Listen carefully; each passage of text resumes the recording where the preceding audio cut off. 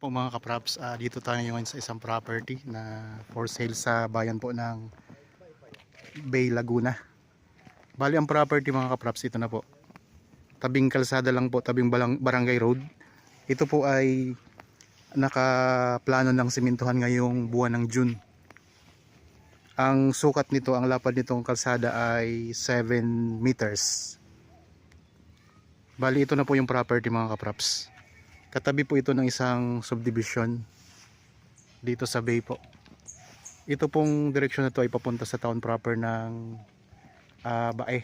Bali sa pagkakanan po tayo, papunta na po yan sa town proper. Pagkaliwa po, papunta po yan sa Santo Tomas, San Felix ano? Papunta San Felix, Santo Tomas, Batangas. Kasi ito yung subdivision mga kapraps. Ito yung daanan papunta sa loob ng subdivision. So baybayin muna natin ang frontage nitong property. Bali ang property na to ay mayroong 4 na lote na. Mayroong tatlong 2,100 square meters at mayroong isang 1,600 square meters. Bali pareho po itong may frontage na dito sa Barangay Road mga kapraps. So kung mapapansin nyo ngayon ay medyo maputik pa yung kalsada. Pero nabanggit ko naman po kanina, ito po ay sisimintuhin na ngayong buwan ng June, ngayong taon na to, 2026. Mamaya pasukin natin yung loob ng property mga kapraps. So dito muna tayo sa frontage. Yan, meron lang ang bakod mga kapraps para sa property na kaharap ninyo.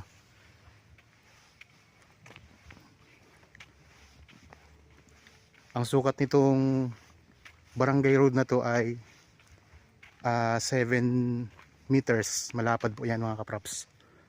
Tapos po ang distansya nito sa town proper ng Bay, siguro po kung orasan natin, nasa 15 minutes travel time lang po mga kapraps. So ang frontage po nito mga kapraps ay hanggang doon po sa puno na yun. Tapos itong kalsadang to, ang tagos po nito ay sa isa ding barangay.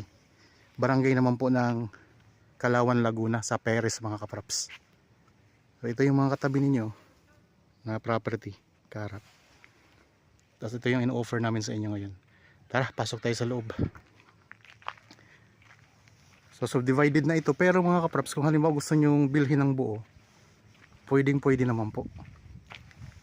So lahat na bibilhin nyo, kung anong katang gusto nyo bilhin, pwede po ninyong bilhin ito mga kapraps. Tara, punta tayo sa loob ng property. Sa ngayon marami siyang mga tanim na prutas.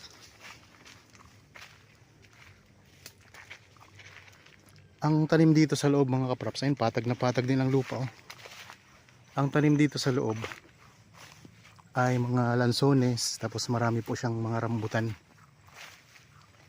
Ayan. Ako nga po pala si Buds, ang inyong laging kasama po para sa virtual viewing sa mga property na ino-offer namin. Mga kapraps, meron din po pala akong Facebook page at saka meron din akong TikTok account. Bali pinopost ko po doon yung mga short videos lang. Dito sa YouTube ko ay mahaba po ang mga video dito, yung buong video talaga.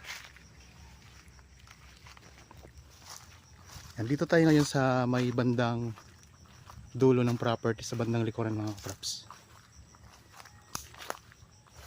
Daming mga tanim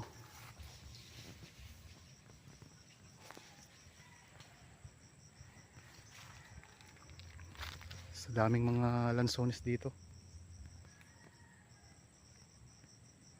Sa mga viewers pala ngayon na mayroon ding property na gustong ibenta at sa ngayon wala pang nahanap na buyer, pwede nyo po kaming kontakin para makuha na naman video yung property mga kapraps at maibenta natin, hanapan natin ang buyer. Yan, ito may lansones yung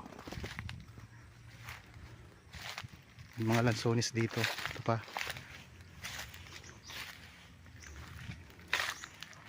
puntahan na natin yung likodan para makita natin yung kung ano meron dito. So ipakita ko sa inyo yung subdivision.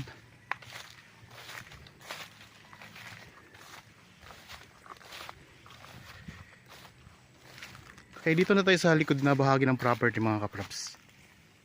Pag ganyan po siya. Yan. Tapos dito. Ito yung boundary ng property, yung may mga puno na to.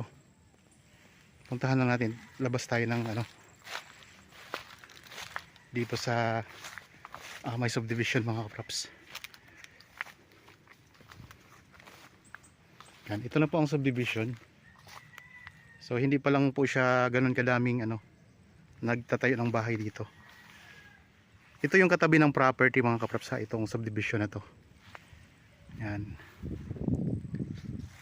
Tapos ito yung property na in-offer ko ngayon sa inyo. Okay, balik tayo. Ulitin ko lang po, ang property na ito ay nakasubdivide na. Bali, may iba't ibang sukat, pero may tatlo pa lang pareho na sukat, 2,100 square meters. Tapos mayroon ding naiba na isa, bali apat na lote. 1,600 square meters po yung isang sukat nito.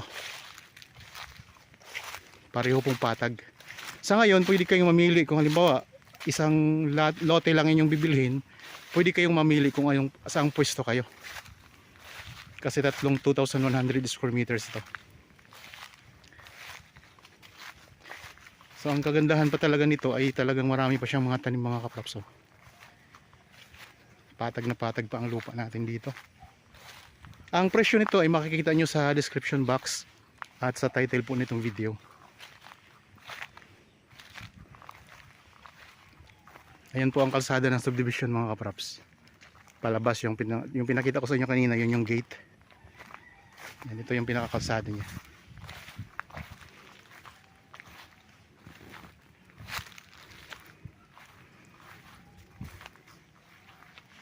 Yan mga kaprops.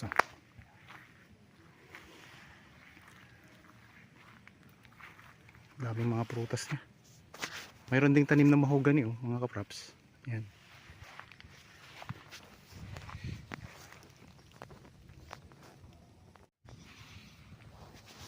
So dito tayo ngayon mga kaprops sa may gilid na bahagi ng property. Yan. Yan yung kalsada ng subdivision, palabas na po. Punta doon sa may ano kanina, may gate nitong subdivision.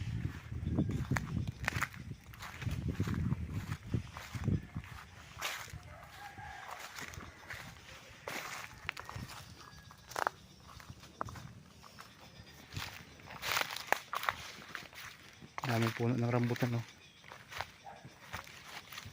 Ang nakikita ko mga puno dito ay mga prutas dito ay ano, puno ng lansones at saka rambutan lang po ang tanim.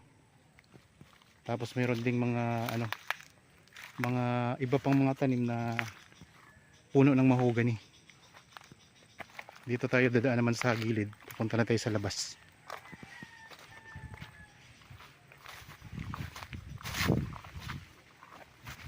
Yan, ito yung pinaka boundary mga kaprops. Yan, dito. So barangay road na po yun. Yan yung gate ng subdivision.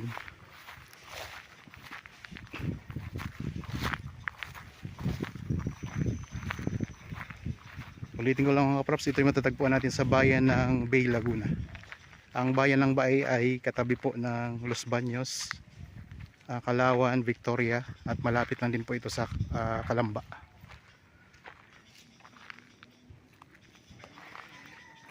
Dito, ito yung pinakagilid na bahagi mga kaprops.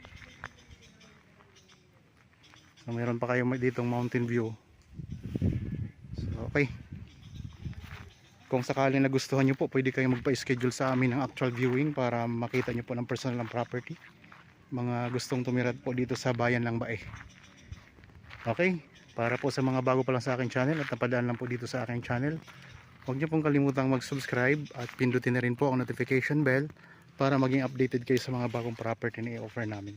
Maraming salamat po, lagi tayong mag-iingat at God bless po sa ating lahat mga kaprops.